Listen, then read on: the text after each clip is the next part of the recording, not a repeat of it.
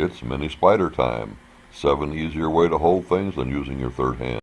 It was designed for folks with shaky hands or where the third hand just doesn't cut it. The mini spider is for those tiny projects, usually ones less than 1 square inch. Projects like chains with 1/4 inch lengths, and no worries about heat sink. Keep those ring shanks where you placed them. They'll stay put. Keeps those wide bang ring shanks from rotating on your piece while soldering. Maintain precision alignment while you're putting studs on the back of those earrings. Make complex assemblies by holding the pieces in place with a spider while you solder them. Easily position and hold bales while soldering.